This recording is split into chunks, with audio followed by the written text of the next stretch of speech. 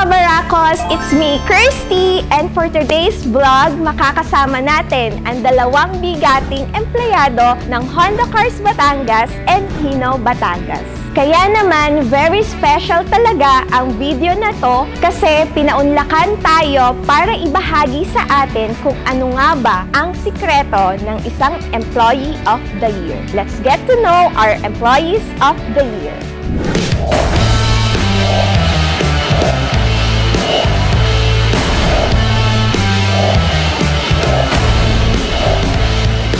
Let's all welcome our Employees of the Year, Rodmar and Jovi. Bati muna kayo sa Kabarakos natin, Rodmar. Magandang umaga mga Kabarakos. Jovi. Ohayo gozaimasu!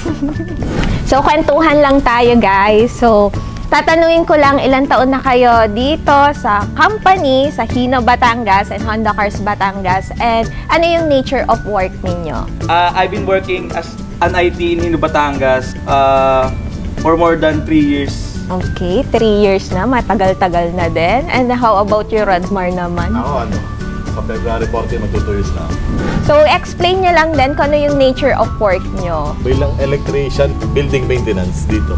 Kailangan ko lang panatilihin na nasa maayos na kondisyon yung mga equipment na ginagamit ng mga technician. Safety. Mga compressors, genset, lalong-lalo ng mga aircon. Kasi mahalaga yun dito. Dahil sa mga client. And Jovi? Yan, sa IT, I'm the techie person. Pag tinatawag nyo siyempre, pag mga troubleshooting sa computers, printers, software, website, lahat in terms of programming, yan. Pati mga rice cooker, washing machine, TV, yan. Pati yung pagpapahack ng Facebook ng jowa kapag may gusto alamin kung may kabit, yan, sa amin din tinatawag yan. Kasi IT. So, ano yung nag-i-inspire sa inyo everyday para kayo ay bumangon? Parang hashtag para kanino kayo bumabangon. Pinagkukunan ko lakas ng pamilya ko. Dahil ng aking anak. Sila talaga yung nagiging inspirasyon ko sa araw-araw para magtrabaho, hindi mapagod. Si Rodmar, huwarang ama.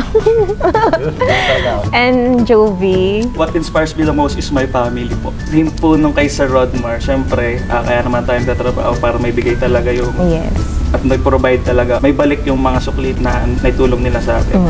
Then probably soon, there will be someone na hindi lang family na mag-i-inspire din sa akin. Yung magtatanong sa akin kung kumain ka na bago pumasok sa trabaho. When kaya? Kain na yun. Ano naman mai-advise nyo para kumbaga maging inspirasyon pa kayo ng ibang associate? Gawin lang natin yung trabaho natin kung ano yung nakaatang sa ating trabaho. Huwag tayong magreklamo, lalong-lalo na huwag tayong maghanap ng kaaway dito kasi mahihirapan tayo mag-focus sa work natin. Yes. Yun lang. And ikaw naman, Jovi? Siguro po sa akin, start natin yung year 2024 na we need to set clear goals and para meron tayong track kung ano yung goal natin ngayon 2024. Siguro din celebrate achievements, mapa small or big achievements man yan. Don't forget to celebrate it. Labas kayo ng mga kaibigan, ka-workmates nyo, yan. Huwag nyo kakalimutan mag-happy-happy din. And then syempre yung work-life balance. Yan. Yung syempre minsan talaga struggle natin yung sa trabaho, lagi tayong OT. Pero syempre huwag natin kakalimutan, may pamilya rin tayong inuuwian. Yes. So, stay balance. Embrace challenges din. Syempre maraming challenges, lalo sa IT, laging iba-iba, talagang mabilis ang pagbabago ng technology, no? So, any obstacle man yan, so dapat madalis tayo mag-adapt, no? So, isi natin as improvements to ourselves yung ating challenges na dadating sa atin. And lastly, huwag natin kalilimutan gamitin ang sick leave natin at vacation leave natin. Focus tayo sa trabaho, syempre. Dapat mag-focus tayo sa sarili natin. So, huwag natin hayaan sarili natin na ma-burnout. Magbakasyon din naman tayo paminsan-minsan. Hindi rin naman masama yun. Tama yung mga sinabi nila. Maging focus lang tayo kung ano yung goal natin. And above all, tayo ay laging tatawag sa ating Lord God. Parang bigyan tayo ng strength every day. Siyempre, sobrang proud kami sa inyo dahil deserve nyo ang award na yan because of your continuous commitment and hard work na binigay sa Honda Cars Batangas and Hino Batangas. Talaga namang nakaka-inspire yun sa amin. At dahil dyan, let's make this tribute more special. with this love letter. Ito ay hindi galing sa akin, syempre. Gawa mo ba? Uy! Hindi Baka pa. meron. Hindi pa. So, ito po ay galing sa management. Love letter para sa Hello. inyo. Uy!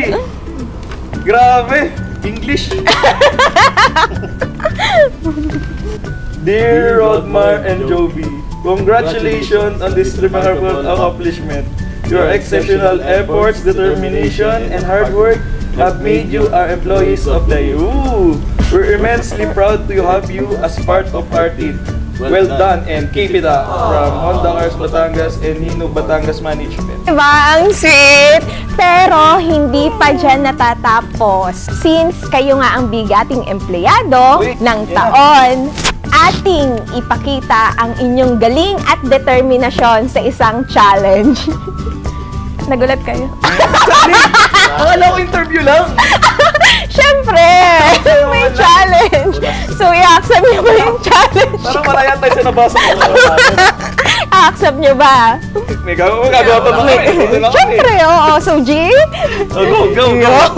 So, challenge accepted ang ating dalawang Employee of the Year. At dahil dyan, ang first challenge nyo ay suotin ang blindfold na ito.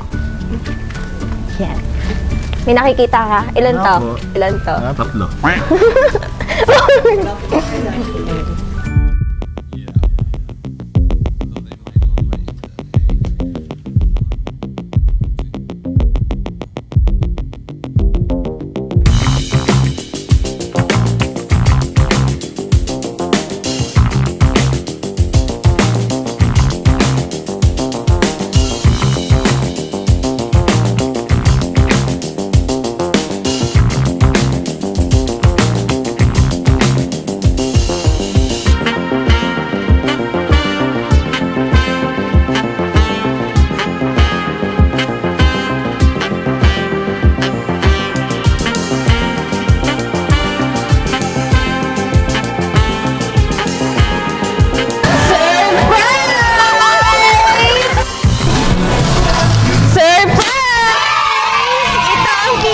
Malakas challenge para sa ating bigating empleyado ng taon.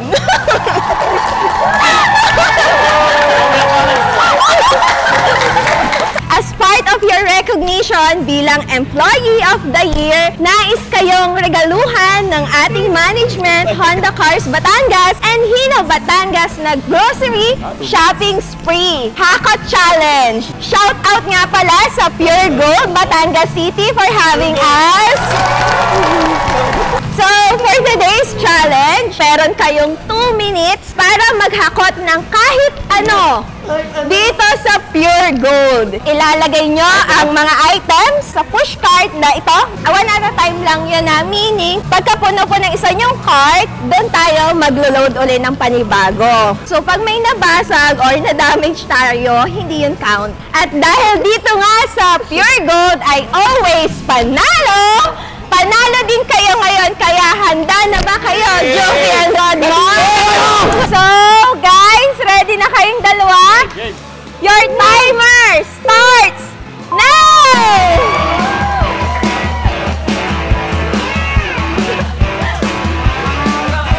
Oh,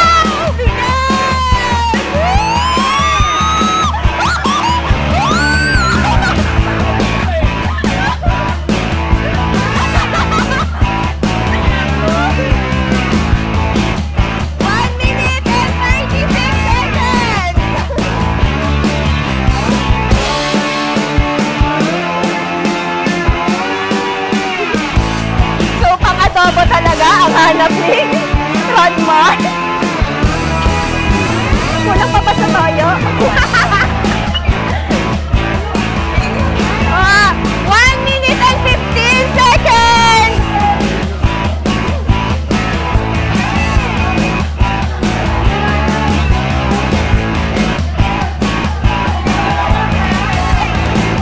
Bigas! May bigasan ka ba, Joby? 1 minute na lang, guys! 1 minute!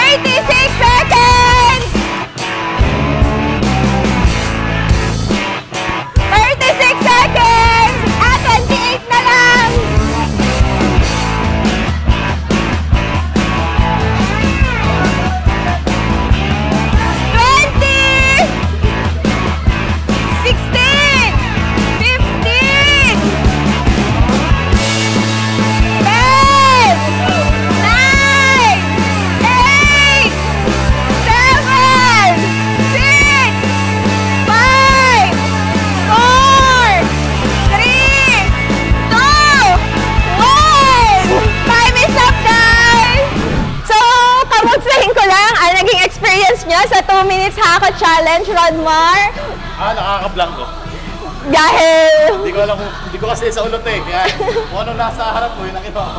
Pero kita ko naman parang may goal ka namang lutuin kung ano man. Ikaw naman, Jovi, kamusta?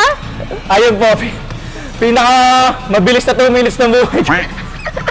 Halata naman, pawis na pawis. Yes! Oo. So, ano masasabi niyo sa kanila sa ating management? So, Jovi? Parang first time po yata nangyari to sa Yes, first time opo, nangyari. oo. So, great experience po. First time ko din itong mapil. Yeah. Parang nasa game show ako kasi. Fake bulaga ako lang ito napapanood. Kaya nangyari na sa Hino at Honda. Let's go! Ikaw, Rodmar. Maraming salamat po sa oportunidad.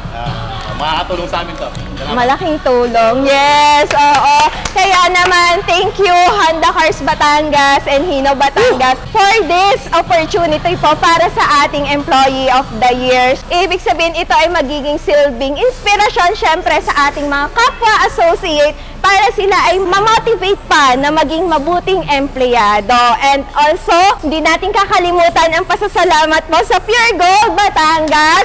Thank you po so much. And then sa mga heads po namin kasama, maraming salamat din po sa inyo. And guys, Jovi and Rodmar, congratulations. Sabi ko nga sa inyo, itong challenge na ito ay deserve nyo. Hey! Congratulations again, guys! So, simulan na natin at pagpapunch ng kanilang nahakot.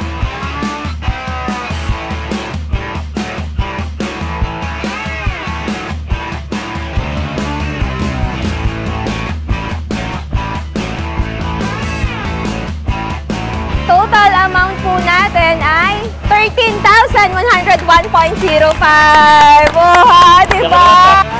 1, 2, 3, 4, 5, 6, 7, 8, 9, 10, 11, 12, 13,101. Congratulations!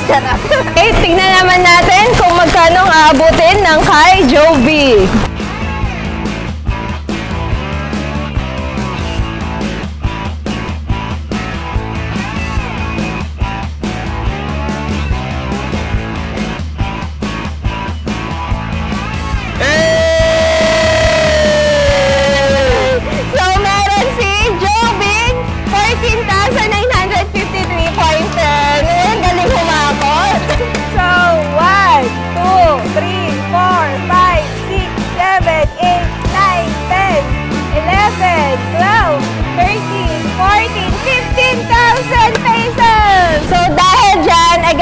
Congratulations sa inyo.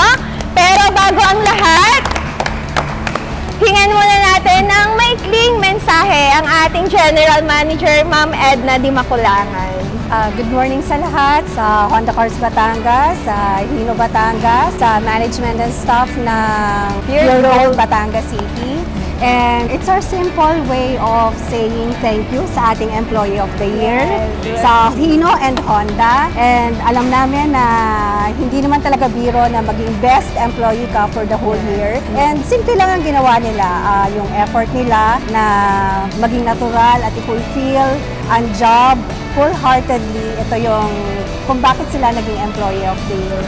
And itong Hakot Challenge.